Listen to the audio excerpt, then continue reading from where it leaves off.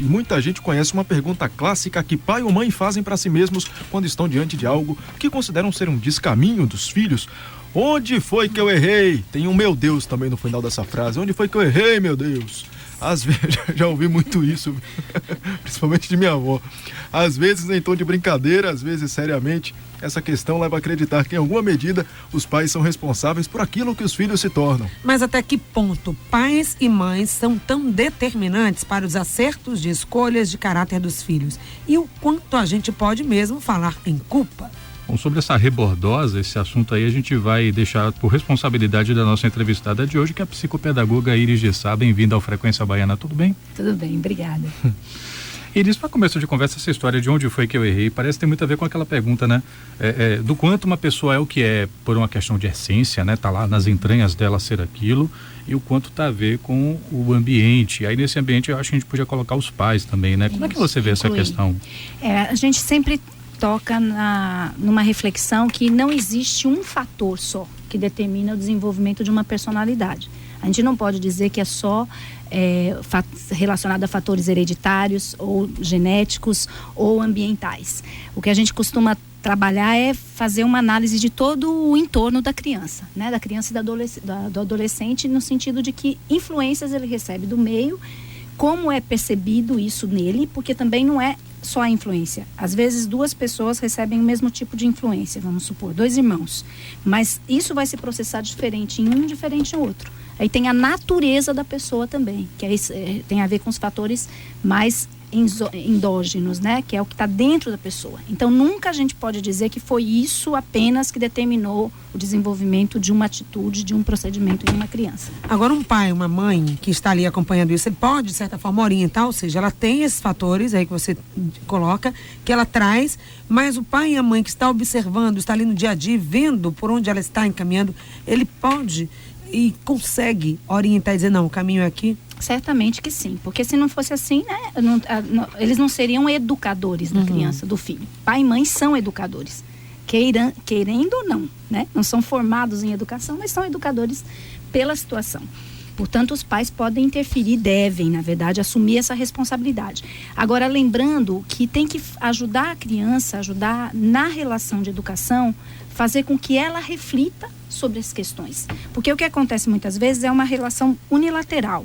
Os pais impõem uma vontade deles ou uma ideia do que eles acham que é o correto. E não dão espaço para que essa criança reflita e responda sobre isso que eles estão impondo.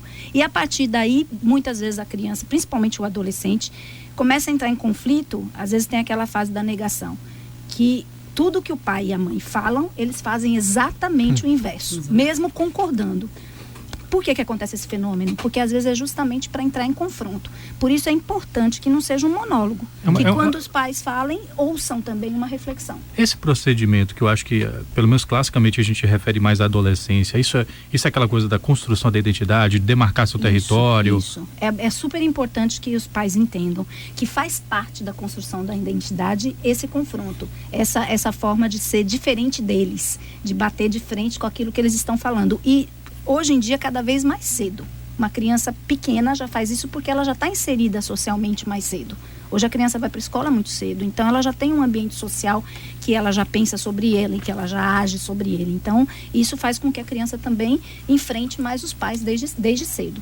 Agora, sim, é importante que... Outro fator para a gente analisar. Não pode terceirizar a educação. A função da escola é de trabalhar o conhecimento, a construção, né, do conhecimento voltado ao processo de informação e relação com a aprendizagem, mas não é a função de educar o que pai e mãe têm que fazer. Então, o que às vezes acontece é que a família delega para a escola esse lugar e às vezes não assume a responsabilidade para tal. Portanto, precisa orientar os pais, que são eles os responsáveis pelo processo de educação. E às vezes nem sempre é a escola, só rapidinho, Felipe, às vezes é alguém que está mais próximo, é uma tia, alguém que ajuda ali no cuidado dele, né? Enfim, do banho, da alimentação, porque a mãe está no trabalho, e essa pessoa acaba passando a ter uma influência maior do que os pais na vida daquela criança, né? Pode acontecer isso, mas aí que tá, se os pais são presentes, ainda que não presentes o tempo todo, o tempo inteiro, mas na qualidade da relação tem essa presença, essa criança não vai ficar ficar tão submetida a essa outra pessoa, essa influência boa ou ruim, porque passa pelos pais. O que eu acho complicado às vezes é achar que educar pode ser feito por outras pessoas, não pode ser feito. E agora eu gosto de lembrar também o sentido da palavra educar, né? Educar significa tirar de dentro aquilo que já existe. Então essa criança, ela tem um potencial educacional já. Qual vai ser o trabalho da família? Fazer com que esse potencial saia e se expresse no mundo. Então a função dos pais não é impor uma educação, mas é ajudar que essa criança a emergir a educação. Deu mais ou menos para entender? Quando a gente estava discutindo esse assunto, eu lembrei de um livro. Antes do programa, a gente sempre tem reunião de pauta para discutir os assuntos que a gente pode trazer aqui para debater junto com o nosso ouvinte. Eu lembrei de um livro, Precisamos Falar sobre o Kevin, que você já que virou filme, né? Que me lembra um pouco essa discussão, que é uma mãe que não sabe onde foi que ela errou na trajetória do filho. Eu não posso contar o final do livro, filme, e nem do filme, que o livro virou filme também. Mas o menino se transforma num serial killer. Isso aí é público, todo mundo sabe. É uma estrutura perversa. Exatamente. E a mãe, ela não sabe muito bem onde ela errou. E ela vai lá atrás, vai desde o momento que ela engravidou, que ela não queria muito bem aquela gravidez acabou tirando muitos sonhos dela. Ela queria fazer outras coisas da vida, acabou não fazendo porque engravidou. Fazer essa recapitulação é válida para os pais quando o filho se torna algo que ele jamais esperaria que ele se tornasse? É válido, mas qual é o sentido de recapitular isso? Não é para... assim, é difícil quando a gente fala isso para os pais. Não é para gerar culpa, porque a culpa não vai efetivamente fazer a pessoa mudar o seu comportamento. É para gerar reflexão da sua responsabilidade. Normalmente tem aquela fala dos pais assim, isso, como é que eles dizem assim, isso fui eu que errei, né? Onde foi que eu errei? Ao invés de ficar pensando isso, onde foi que eu errei, minha tão grande culpa, assim, o que eu faço com isso? Isso é minha responsabilidade, e a partir dessa reflexão, o que eu vou mudar? Porque não adianta também você ter consciência de uma coisa e não transformar, e não fazer qualquer processo de, primeira coisa, percepção desse problema, consciência dele, e depois alguma medida, algum foco para transformar. E a partir daí começar a fazer coisas diferentes. Porque não adianta também dizer assim, porque quando eu engravidei, eu não queria esse filho. O que ela vai fazer acerca disso lá na gravidez? Não dá mais para voltar. Ela não vai poder voltar nisso. Então, a partir de agora, engravidei, aconteceu isso, a partir de agora, qual é a minha responsabilidade e o que eu posso mudar? Adquirir consciência de que em algum momento não fiz o que eu acho que seria o melhor. Então, o que é o melhor? Vamos refletir juntos, e aí eu convoco também o pai, não só a mãe, né, para refletir junto e pensar, tá faltando limite? Então como é que vai ser a partir de agora? Como é que nós vamos conversar com ele, com ela sobre essa questão de limite? Acho que pais e mães não produzem filhos perversos, não concordo com isso. Acho que tem uma coisa também, vocês já devem ter lido sobre isso, da estrutura desse caráter, que também alguns autores trazem que essa criança também nasce com uma certa predisposição. Então é muito perigoso a gente dizer, durante muito tempo a psicanálise colocou a culpa sobre a mãe no autismo, na psicose. Eu acho isso perigoso hoje, da gente dizer que é culpa da mãe, porque o que vai resolver você colocar uma culpa na mãe, né? E por que a mãe é essa responsável por produzir uma patologia o mesmo sozinha? Autismo, né? Que as associações, inclusive, que têm crianças, falam muito que isso não é um impeditivo para a relação, para a formação de caráter e tal. Isso. Enquanto você falava, Iris, eu ficava me perguntando assim, você falou que as crianças tomam parte da sua relação, né, com as pessoas mais cedo, se tornam, digamos, mais sujeitos mais cedo. E acho que os pais se tornam pais muito mais cedo também, né? E por vezes a cegonha bate na porta justamente quando você não está se sentindo a pessoa mais sábia, mais inteligente, mais corajosa, mais forte, para levar isso para uma criança, né? Não fica uma impressão assim de que a gente está aqui nessa conversa falando como é que eu vou fazer para o meu filho ser bom, minha filha ser boa ou tomar as escolhas certas na vida, apesar de mim? Existe uma coisa que é assim, qual é o momento que você está mais sábio, mais preparado, mais pronto para ser pai ou mãe? Esse momento não existe. Você vai dizer assim, uma pessoa com 35 anos, teoricamente ela está preparada, mas tem muita gente com 35 anos que está imatura ainda. Então eu acho que o preparo se faz fazendo, se faz errando, corrigindo, tentando fazer melhor, refletindo sobre o erro, mudando. A gente costuma trabalhar na tríade ação, reflexão e ação. Eu ajo, reflito sobre o que eu ajo e ajo novamente. Então, é importante que, assim, não fique, a família não fique imbuída dessa coisa assim, eu não estava preparado, porque ninguém se prepara para ser pai e mãe, não tem escola para isso. E mesmo que tivesse, entram questões também emocionais. Já visto assim, por exemplo, eu sou uma pessoa da área e também sou mãe. E mesmo sendo da área, eu não acerto o tempo todo. Se fosse assim, era só então fazer curso de psicologia, todo mundo acertaria. Tá? Então, quando a gente está na relação, isso muda. E aí, acerca do que você traz depois, essa organização familiar tem que passar também por uma reflexão constante.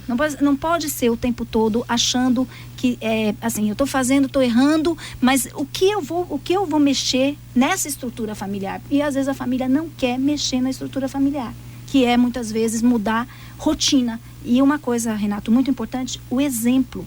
A família é modelo. Eu quero projetar, eu quero produzir um filho bom, mas eu sou boa nas minhas atitudes? Eu demonstro bondade? Meu filho me vê fazendo atos de bondade? Porque todo mundo quer ter filho bom, mas quando a gente vai às ruas, a gente vê comportamento um pouco transgressor e mal educado, não são das crianças, dos adultos, que passam na sua frente, que te xingam. São adultos, não são crianças que dirigem carros. Não são, né? Desculpa. Não, eu que te peço desculpa, mas é ainda a forma mais eficaz. E talvez a mais antiga de educar uma pessoa. Eu nunca esqueço de estar no Acesso Norte, no meio de um engarrafamento, quando um caminhão cheio de botijões de gás teve um problema e alguns botijões caíram assim pela pista. E uma pessoa saiu do carro e foi pegar um botijão e levar para o próprio carro, não foi para colocar lá no caminhão. E ele parou, ele largou, só deixou o botijão na pista quando o motorista veio interpelar o cara. Mas a pior coisa foi quando eu olhei para dentro do carro, tinha uma criança lá dentro. Assim, eu fico imaginando a cena. Ela estava assistindo. A cena, você vê seu pai indo pegar uma coisa e ser repreendido e sabe? Isso. Como é que fica? A contradição daquilo que o pai fala com aquilo que ele faz. Então, assim, começa pelo pensamento, né? Depois vai para o discurso, depois passa para a ação. Infelizmente, muita gente só fica no discurso. Hoje a gente conversa aqui com a psicopedagoga Iris de Sá sobre o sentimento de culpa que pais e mães sentem nesse exercício da criação dos filhos. E antes, né, desse momento do intervalo, estávamos exatamente falando disso, dessa culpa. Por que o sentimento de culpa quando, na verdade, eles estão agindo por amor e com a melhor das intenções? Agora, que há também omissão e muita permissividade, isso também tem que ser questionado, né? Isso também existe. Acho que às vezes, algumas vezes, né? Não são todos, é óbvio, mas alguns pais, educadores, têm uma postura assim de acomodação diante da situação. E aí dá mais trabalho à imposição. Agora eu quero comentar um pouco isso que você está falando, do que eles fizeram o melhor. Na relação pais e filhos também existe um processo que a psicanálise chamou de ferida narcísica. E na visão junguiana a gente chama de projeção de paterna e projeção materna, que vão gerar complexos. O que significa isso? Vou resumir.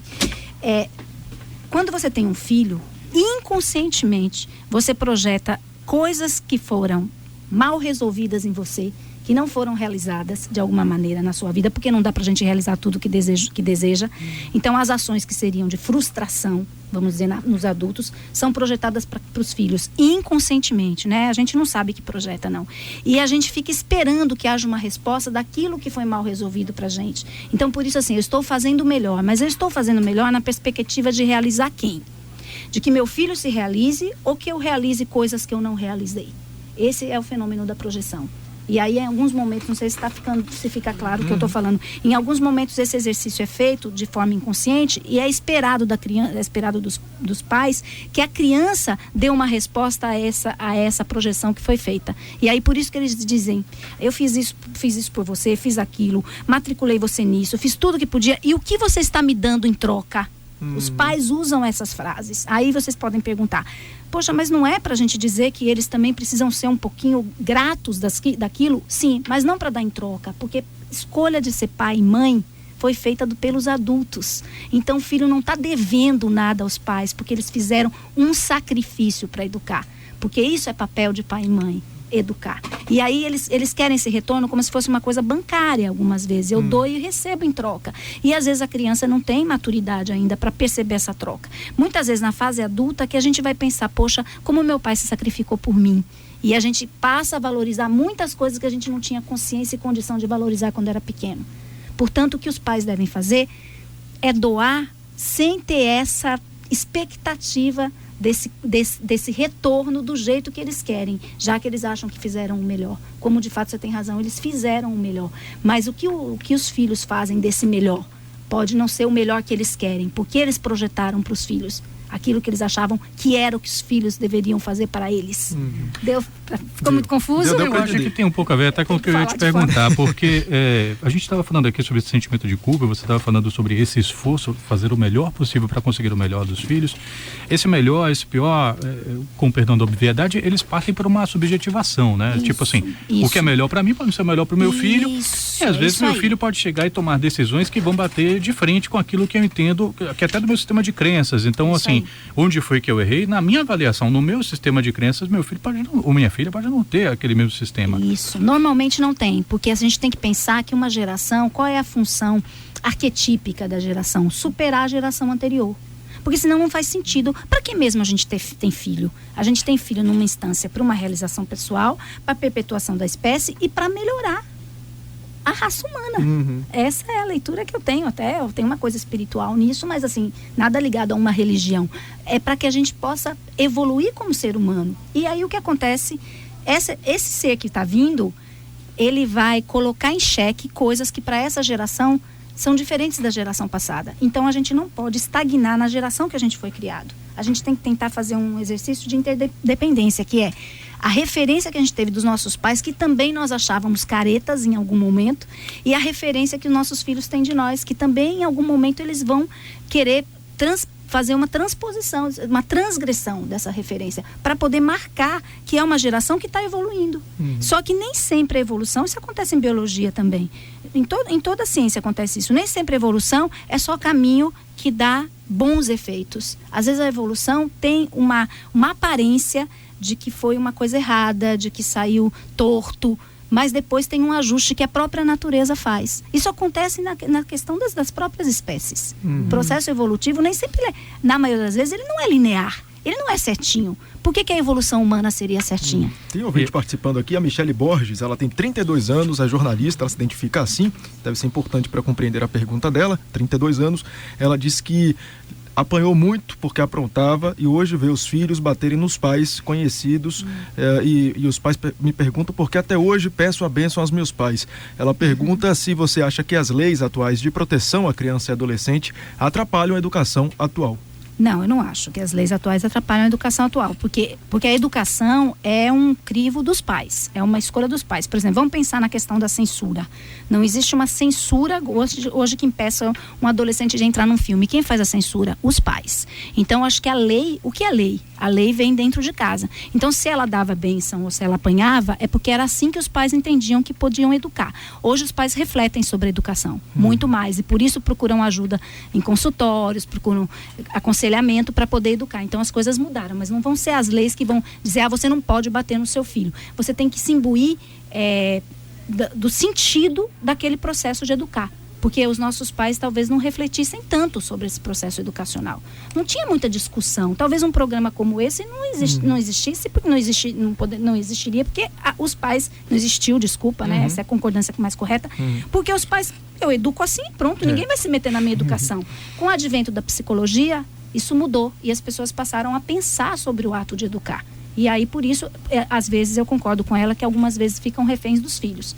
Aí eu queria só citar uma frase de Samitiba que eu gosto muito, que ele diz assim: somos a última geração que obedeceu os pais e a primeira que obedece os filhos. Então, acho que a gente não tem que ir também para o outro extremo, porque vamos criar crianças tirânicas, que vão, na verdade, inverter o processo. Vamos para o caminho do meio, que é o caminho do equilíbrio sempre. Exatamente isso que eu ia falar, a questão do processo, né? Que você estava falando também aqui durante o intervalo, ou seja, às vezes o pai e a mãe, ele tem uma atitude querendo acertar, mas a forma como é feito é que aí é que está o erro. Você estava citando o exemplo, a questão da mochila e essa questão dos pais acompanharem a vida escolar do filho. Nos bastidores. E acompanhar isso. Ou seja, é meu dever, eu não posso ser culpado deles ir mal na escola, tirar nota baixa, até perder o ano letivo ou não se interessar mais pelo estudo. Por isso eu faço aquele acompanhamento, mas a forma de fazer isso, que tipo de processo pode desencadear? Isso, e aí eu acho que a interface do que você falou, Patrícia, do não ser omisso e ao mesmo tempo ter autoridade. Aqui não é ser autoritário, ir para um outro ponto.